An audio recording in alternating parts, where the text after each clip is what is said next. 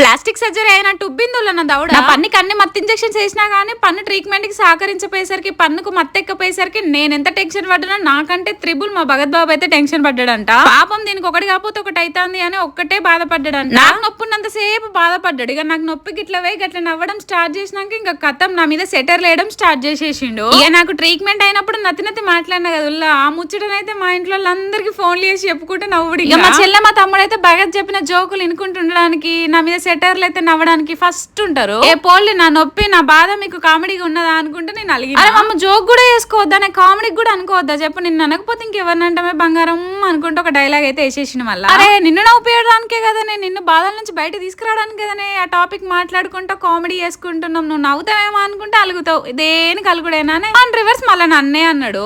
సర్లేండి ఏం చేస్తాం వాళ్ళు అనేవాళ్ళు మనం పడేవాళ్ళం అంతే. ఇంకా వీడియో వచ్చేట్ల కత్తుల్లో నేనైతే ఇవాళనైతే ఫుల్ అంటే full back to back promotions అయితే చేసేసిన. ఒంట్లో వంట చేసి ఓపిక లేదు ఇంట్లో వంట చేయడానికి సామాన్లు లేవేమో. నాకేమో పన్ను నొప్పి మామికేమో బీపీ పెరిగింది. అందుకే తెలిసిన వాళ్ళ దగ్గర నుంచి అయితే జస్ట్ ఎగ్ ఫ్రైడ్ రైస్ అయితే తీసుకొచ్చింది భగత్ బాబు అంటే వితౌట్ మసాలాలతో. అందుకే అట్లా చూడడానికి తెల్ల తెల్లగా ఉంది. యా ఉంటా మళ్ళీ అంతే వీడియో బాయ్.